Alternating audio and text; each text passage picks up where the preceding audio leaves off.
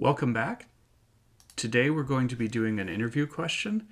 And so what I'm going to do is give you an example interview question and walk through what a good answer to that would look like. So to start off, what I've done is I've pulled up the sort of tool you'd use. This is an online tool where I can see it and the candidate can see it, or if I'm the candidate where I can see it, the interviewer can see it, we can both see it. I've picked Java as the language. It supports a whole bunch of different languages. I'm going to just pick Java. It generates some just generic code here. Hello world. I can click on run. It's going to run it. I can add other code to it and it will run that as well. So how this kind of interview usually works, I'll go ahead and paste in the interview question.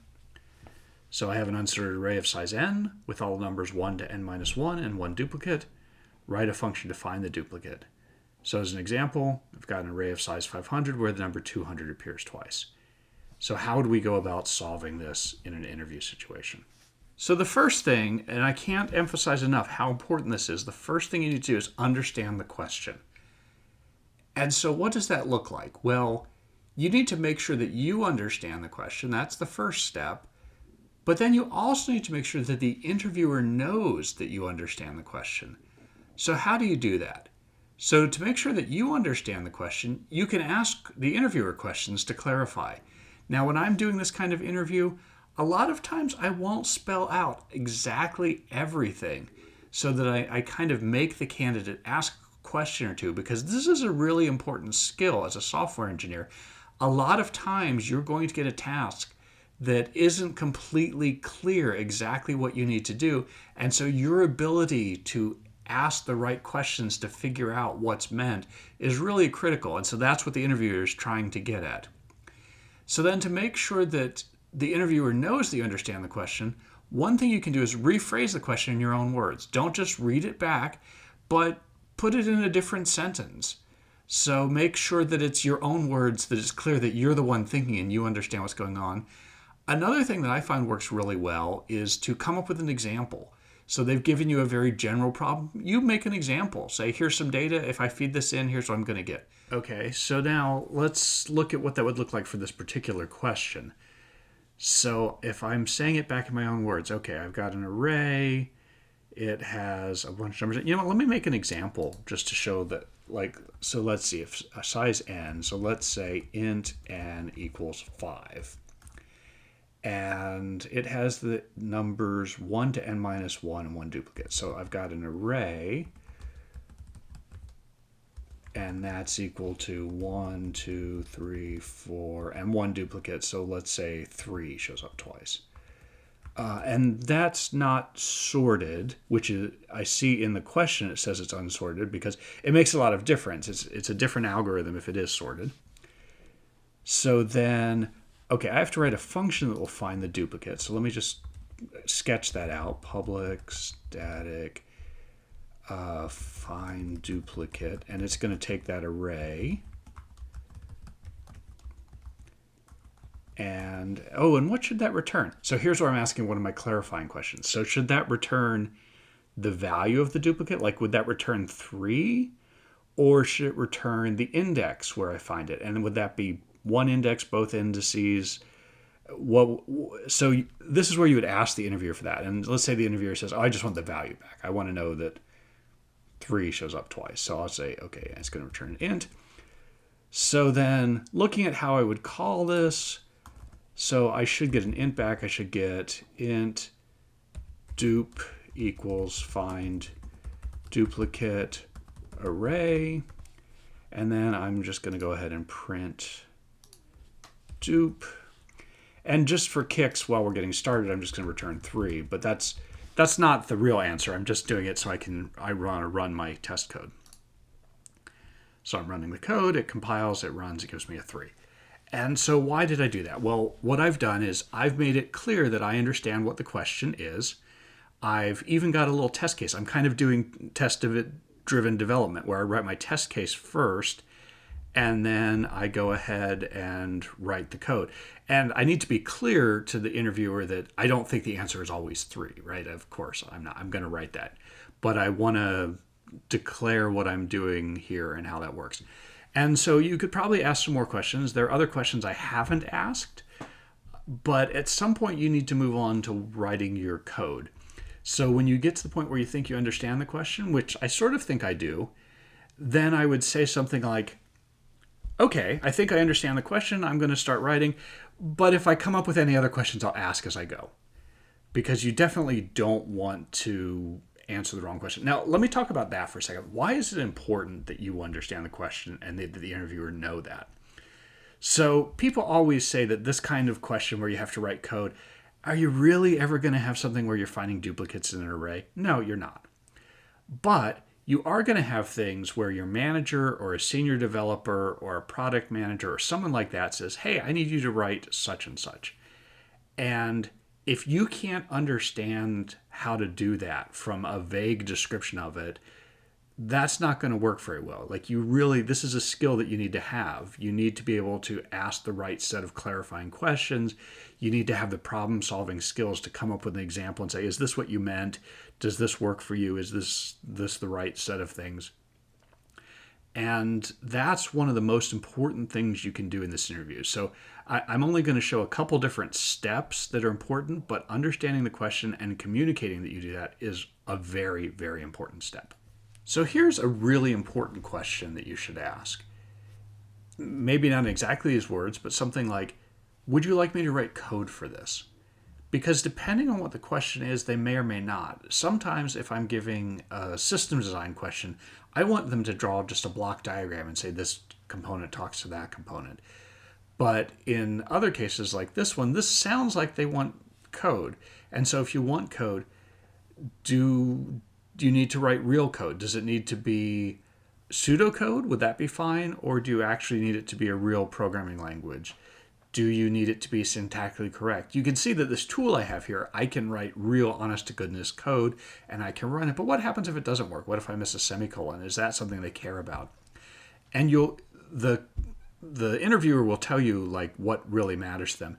So I'm writing this in Java, but that's another thing. Like you might ask, what language does it need to be in? Sometimes you have a very specific language. I had a company I worked for where we only were hiring C++ programmers, so we wanted it to be C++ code. But other places I've worked, we wanted people who could program. We used a whole bunch of different languages, so you could pick your favorite one. So now step 2, where we solve the question. And so you're going to write some code to solve the question. And it doesn't have to be perfect. We'll iterate in step 3. So I'm going to write just the dumbest version of this I can at first.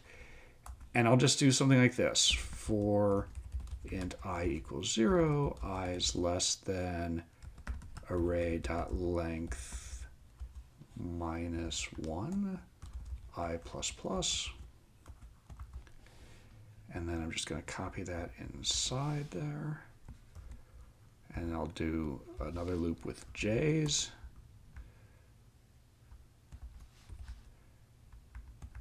J is less than array.length. And what we're going to do is we'll start j equals I plus 1. And then we'll say if array sub I equals array sub j,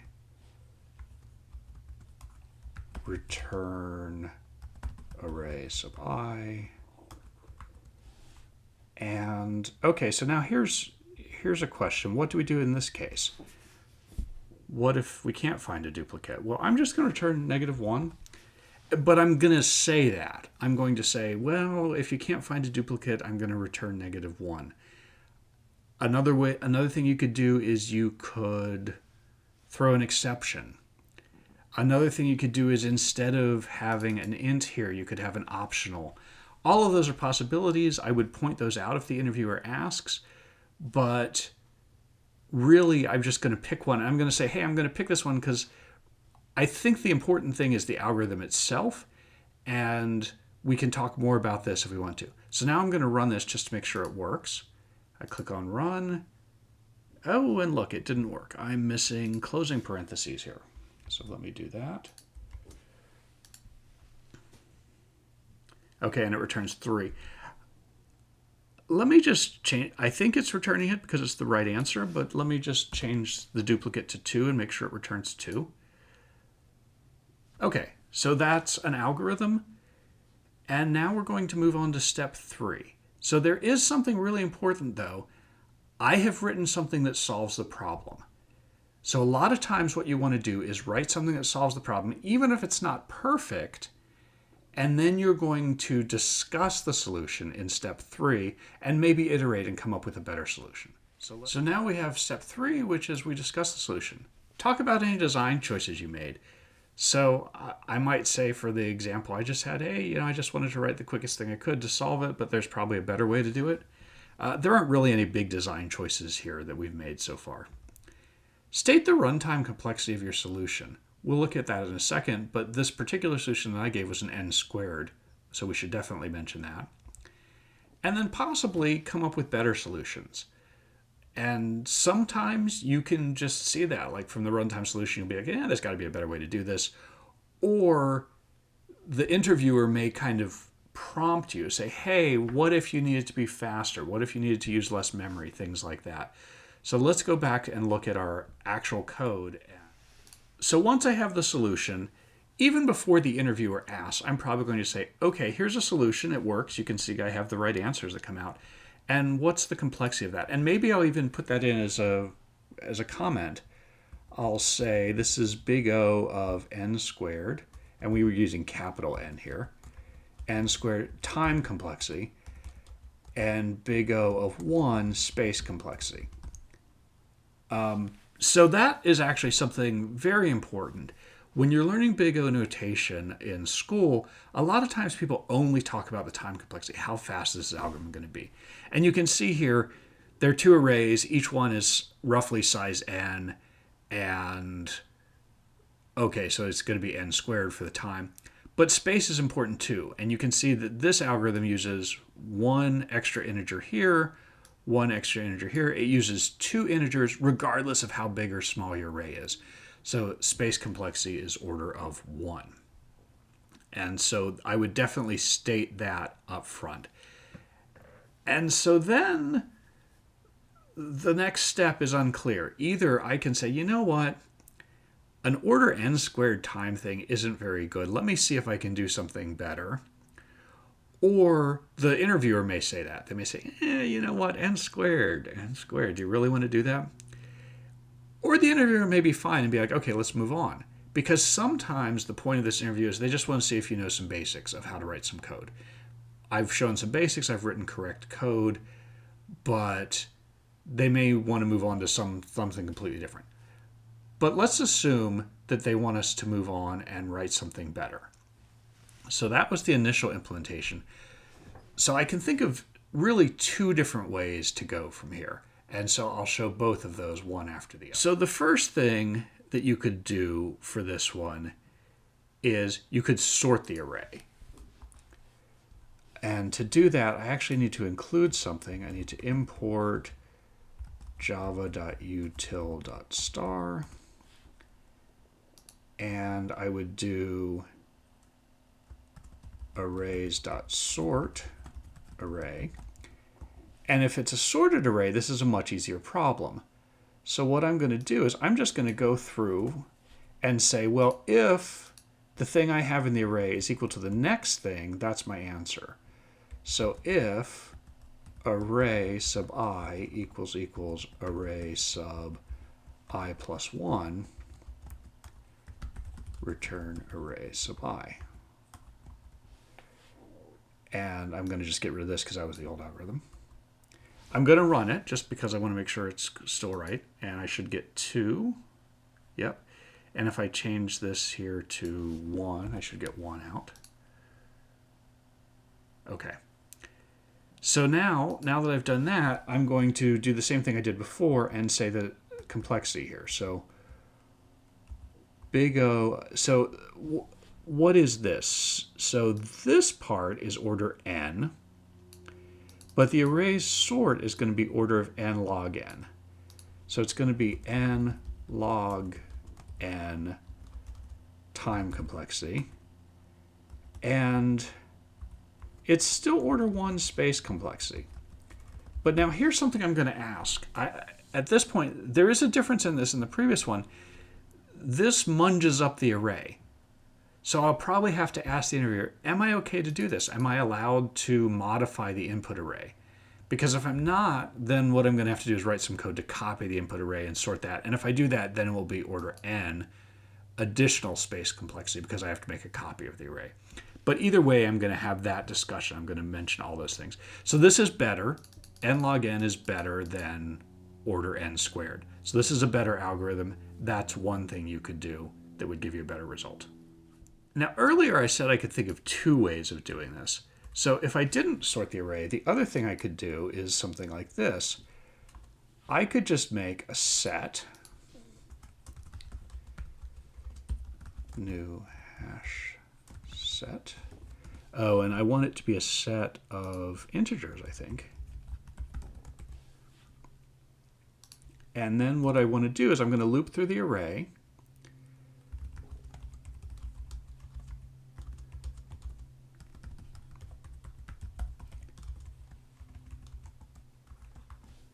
And I'm going to check if I've already added this to the set. So if array sub I, let's see if that's in the set. So I want s.contains array sub I. So that means I've found a duplicate. And in that case, I'm going to return array sub I. And then what I'm going to do is I'm just going to do s.add array sub I. So you see how this works. I'm going through, I'm adding everything I find into my set and checking if it's already there. If it is already there, then I found a duplicate. So if I run this, I should still get my 1. And if I change my values around here, let's make 3 my bad guy. Okay, clearly that works. So that would be a different way of solving it. And now this one, I'm going to write down the complexity. So it's big O of n time complexity. This is important because I loop through once, and contains on a hash set is an order 1 operation.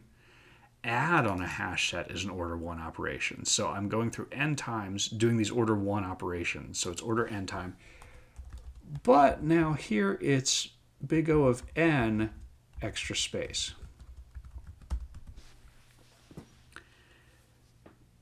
Remember how earlier I said you would definitely have to talk about time and space complexity? If I only talk about time complexity, this is a clear winner. This is clear better time than n log n. But it's not really a clear winner because it uses extra space. So that's kind of the next discussion we'll have to have, is the trade-off between those two. All right, so now I'm going to talk to the interviewer about the difference between these two algorithms. Assuming I've even gone this far, I may have just found one or the other, and that may be it. But when I'm asking this as an interview question, if someone comes up with this one, I'll say, hey, you know what if extra space is really expensive? Is there a way you could do this, even if it's a little bit slower, that doesn't use extra space? And then they would come up with the sorting algorithm, let's say. Or if they came up with the sorting algorithm, I might say, what if space is free, but I really need to get that time down? Is there anything you can do? And see if they can come up with this one. And so I'm not really sure. I guess I'll try writing it here just as a comment. Maybe I should start a Google Doc or something and say it. But here's what I have at this point. I have, oops, I did not want to do that. So I have algorithm. I'm going to make a little table, and time and space. So the naive algorithm I came up with was order n squared with order 1 space.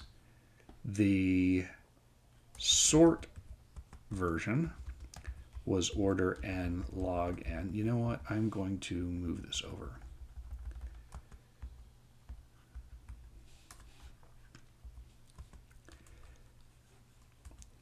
And it's order 1 space.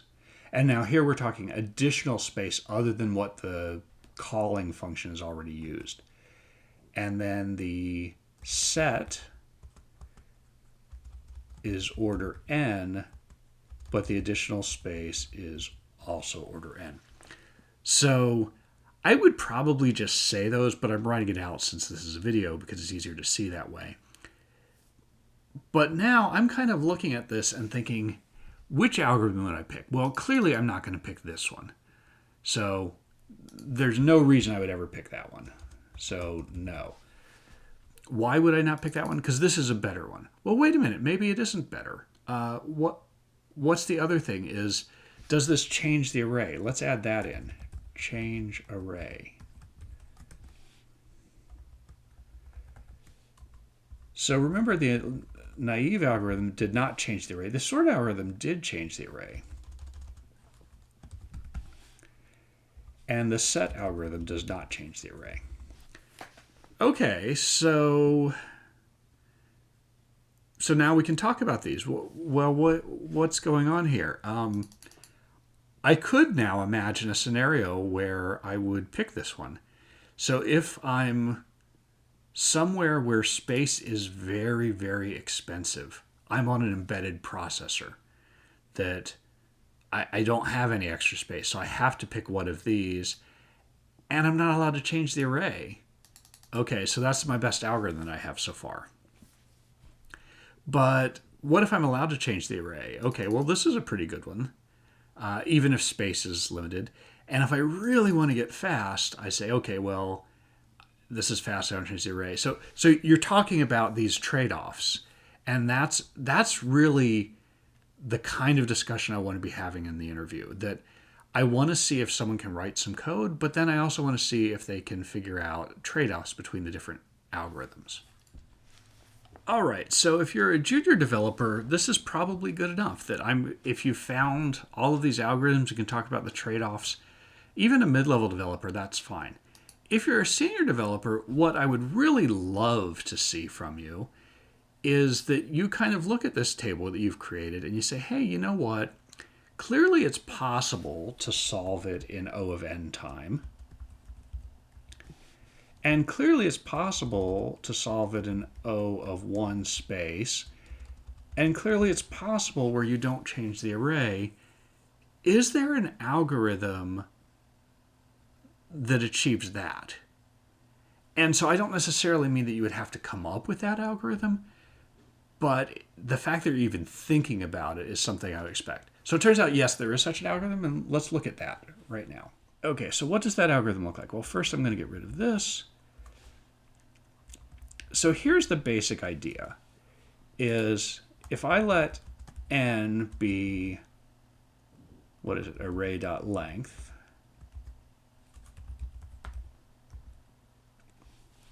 so we know, like here, n would be 5, 1, 2, 3, 4, 5. We know that if we sum up the numbers we're expecting, if there were no duplicates and we did 1 to 4, we would get a certain answer.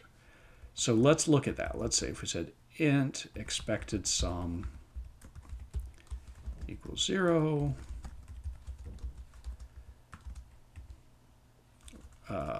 So we want from 1 to n.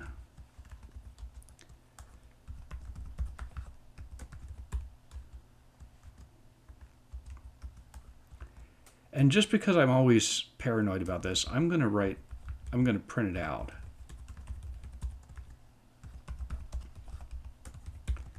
So let's look at here. So I'm expecting the numbers 1 plus 2 plus 3 plus 4 should give me 3, 6, 10. So assuming there was no duplicate, I would get 10. So let me make sure that I get 10. I get 15. Because we want up to n minus 1. Okay. And so now I'm going to get rid of that print. So now let's look at the actual sum we get.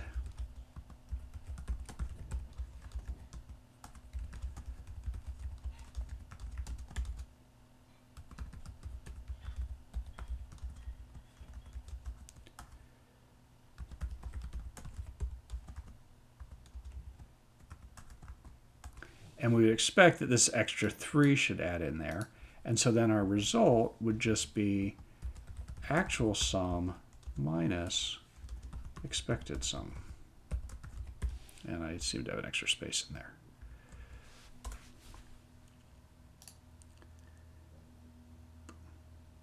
Zero. Oh, guess what? I shouldn't be adding I should be adding the actual contents of the array. That's what I should be adding. And there's 3. Okay, so just, do you see what I'm doing here? So I'm adding up. Here's what the expected sum is.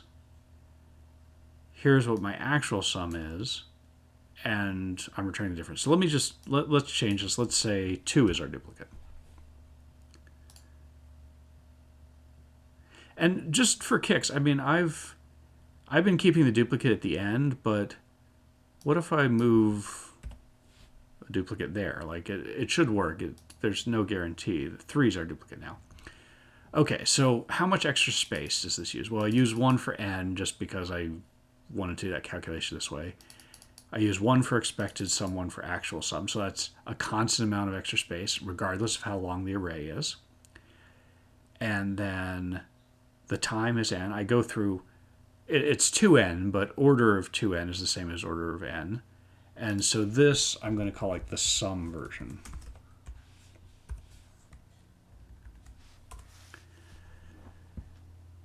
So that is exactly what we talked about. It's order of n time, order of 1 space.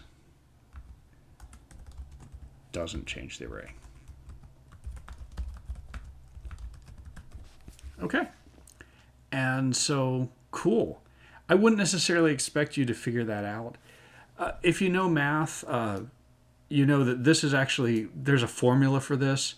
So you could probably say expected sum is n minus 1 times n minus 2 over 2 or something like that. There's no conceptual reason to need to do that other than it's just a little bit faster. So one of the things we always want to do, though, whenever you come up with an algorithm, is say, what's good about this and what's bad about this? Like, where could you see this going wrong? And here's where this could go wrong. What if your array is just massive, just really, really, really big? Then you might overflow your integers. Like, particularly if you have 32-bit integers, they can only go up to like 1 billion. Okay, that gets, you wouldn't need a huge array to get there. If you have 64-bit integers, you're going to have a lot of trouble overflowing it, but that is a possibility. So in a second, let's see if there's a better way to do this. And so there actually is a slightly better way to do this. Instead of summing them, what I'm going to do is I'm going to XOR them. So XOR will do a bitwise XOR of this, and so I should get exactly what if I looked at the numbers 1 to n minus 1 and I XOR'd them, here's what I would get. I have no idea what that is. Like, Gauss didn't tell me what the answer to that solution is, so that's why I have this loop here. And then here I want to do the XOR as well. And then at the end, instead of the actual sum minus, I just XOR the 2. And so if I run that, let's make sure it still works. And just for kicks, let's make 4 our duplicate. So the nice thing about this XOR is there's no overflow. There's no way I can have a terabyte of data in this array. I'll never overflow that. So this is a slight modification of that. And that's probably the best algorithm you're going to find for this. I'm not necessarily expecting you would find this as you're doing the interview. Actually, that's a good question. What am I expecting you to find? So let's talk about that. All right, so what am I looking for when I ask you this question? So it depends on who I'm asking. If you're a very junior person or a very senior person, I'm looking for different things. So for anyone, I'm looking for understand the question. Remember I said that was the most important step? That was a really important thing. That's for everyone. Coming up with a solution that works, even if it's the n-squared solution. And being able to talk about your solution. Being able to say, hey, this is an n-squared solution. If you're an entry level, that might be enough. Obviously, if you do better than that, that's great, but I definitely would expect at least that much from an entry level candidate. So then the next thing is coming up with something better than n squared. So that could be either the sorting version, that could be the set version, coming up with one or both of those. You're a junior developer, I'm kind of expecting you to be able to do that you should know that n squared is terrible and you don't want n squared and come up with something better. So then as you get more senior, coming up with both of the better algorithms, discussing trade-offs between them, I'd like to see that. Wondering if there is kind of an optimal algorithm that solves all your constraints simultaneously. That's what I'm looking for in a senior developer. And I didn't necessarily say that I expect you to come up with them, just wondering if such a thing exists. Obviously, if you can come up with one or both, the sum or the XOR algorithm, either of those would really impress me. And so you get some extra points. But realistically, I'm not going to look at the difference between a senior and a principal or a distinguished engineer based on this. This question is too simple for that. This is a, kind of an entry-level junior, senior in that range. I can tell if you're decent. But I'm going to ask more of a system design question as you get to be a more senior person. I'm not going to keep going with this one. And now, just for fun, I have another algorithm for this that's order n time, order one space, but actually does change the array. So that's why I didn't show before. And this is sort of a weird one. But the basic idea of this one is, let's say we have this array, and what I want to do is I want to put 1 into the 1 position. I'll just kind of sketch this out. So I want to put 2 into the 2 position. I want to put 3 into the 3 position. I want to put 4 into the 4 position. And then I want to put the duplicate in the 0 position. And so if I do that, then I'm going to find what the duplicate is. So here's how I would do that algorithm. So I'm just going to do a while true. While true.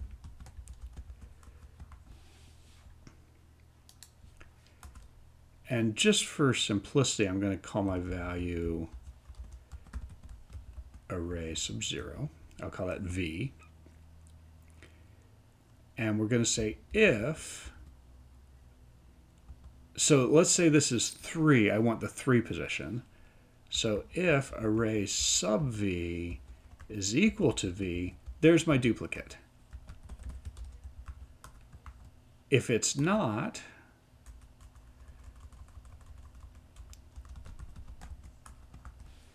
equal to that, then I'm going to say int temp equals whatever is currently an array sub v.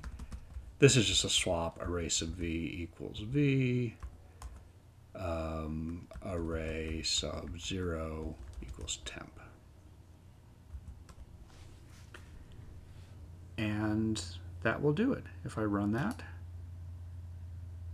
see I got a 4.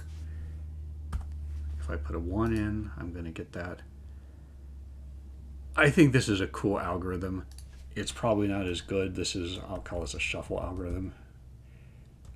And so it's going to be order n, order 1 space, but it does change the array.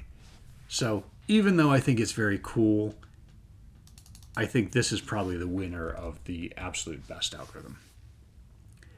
Now, having shown you all of these, there is one more little bit of discussion you could have, which is, and I'm not saying that you would necessarily have found all of these, but for the ones you have found, what if I change the conditions? What if there might be more than one duplicate?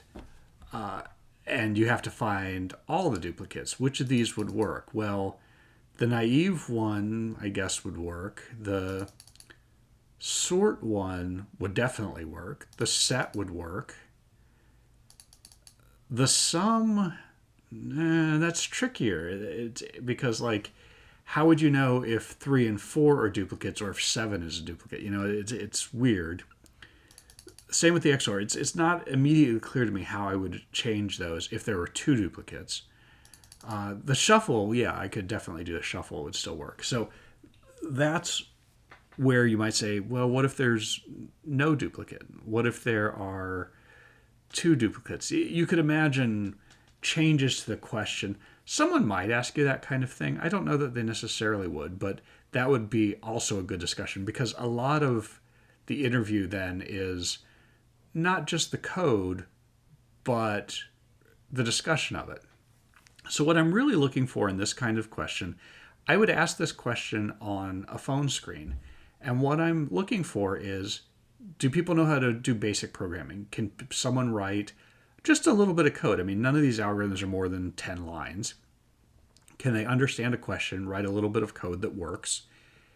And then can they talk about it, and do they understand the principles behind it? And so I think this is a decent question for what it's worth. It's a phone screen. It will rule out someone who really doesn't know what they're talking about. And if you have someone decent, it should be relatively easy for them. It should take a couple minutes. So, so just a couple more little thoughts. One is, it's really, really important to understand the question. I can't tell you how many times I've asked a question in an interview, someone didn't understand the question, and they give me a long answer to something that's a different question. A lot of times something that's easier than the question I've asked. Every once in a while, something that's harder, that they're like, oh, it's not possible to solve this. But yeah, it is possible in the case I gave you, because I specifically gave you something that is possible. So definitely be sure you understand the question. And then talk a lot. Like, some of the worst interviews I've ever seen are where people just shut down, and maybe they're thinking on their own. And, when you're programming, that's what you do, right? But when you're interviewing, you want to keep talking. You want to let the interviewer know what you're thinking. And if you get stuck, be like, wait a minute. Why am I getting the wrong answer here? What's going on? And a lot of times, it's easier for the interviewer to see than for you to see, because they've seen this problem before a bunch of times. They know what you're doing. They probably know that, oh, it should be less than instead of less than or equal to. And so take a hint from them. That's useful. And I wouldn't ever hold that against a candidate if they have a semicolon wrong or something like that. I hope this has been helpful. This is an interview question you might get asked, and you can see what a really good answer to it might look like. So thank you, and please like and subscribe.